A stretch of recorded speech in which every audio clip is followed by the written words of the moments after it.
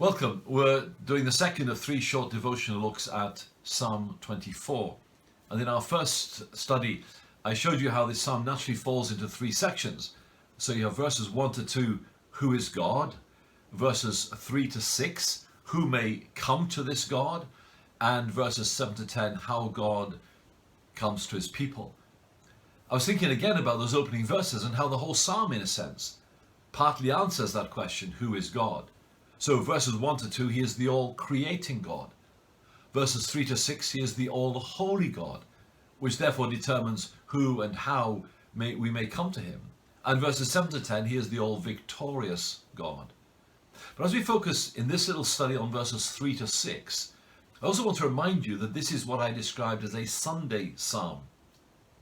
Now, bear in mind, of course, that for the Hebrew believers, Sunday was not the day of worship, it was the first day of the working week. So this psalm, which was prescribed to be sung as part of the liturgical worship of the tabernacle and temple on a Sunday morning, was the first day after the Sabbath as the believers prepared to go back to their daily activity. And I want us to look at these a few verses, imagining the believer reflecting back on the Sabbath and looking forward to the next Sabbath and asking themselves, as it were, well, next time I come to worship, in what state of mind should I be?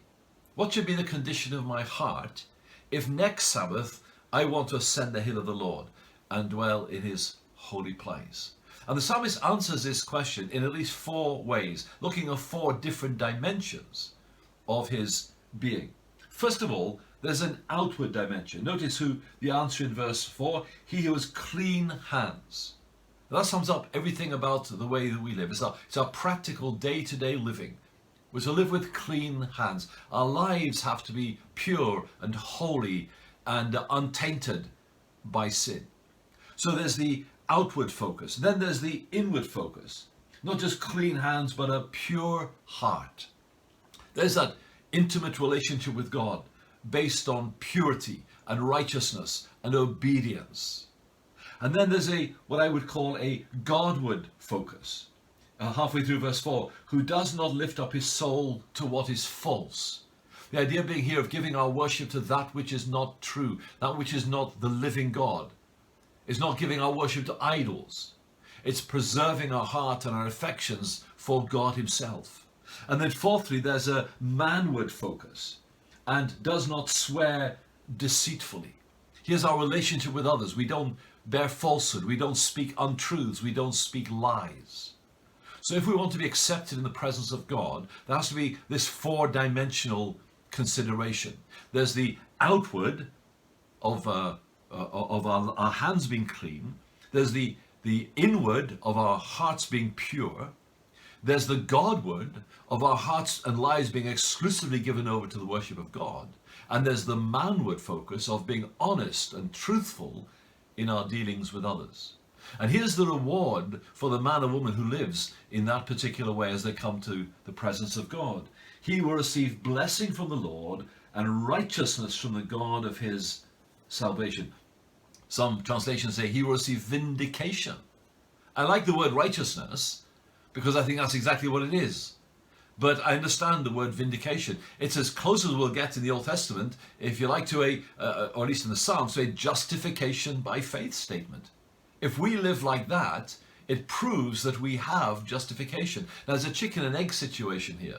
The psalmist is saying that if we come with clean hands and a pure heart, we don't lift up our soul to what is false, we don't swear deceitfully, then we will receive blessing and vindication and righteousness from God. But of course, the truth is that we cannot live like that unless we are declared righteous and changed into given the righteousness of God to be able to live like that. So I love this chicken and egg idea. If we want to know the blessing of God, then we're dependent on him to so transform and change us.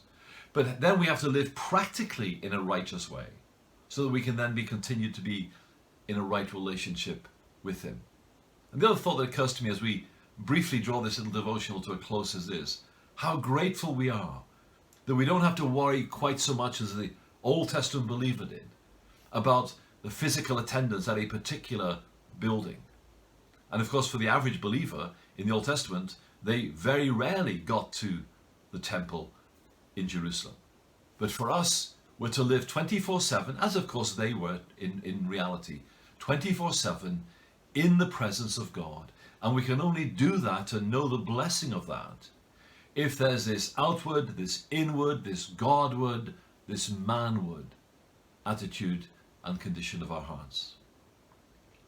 Join me again next time as we take one more look at this psalm and the all-victorious God as he comes to his people. The Lord bless you.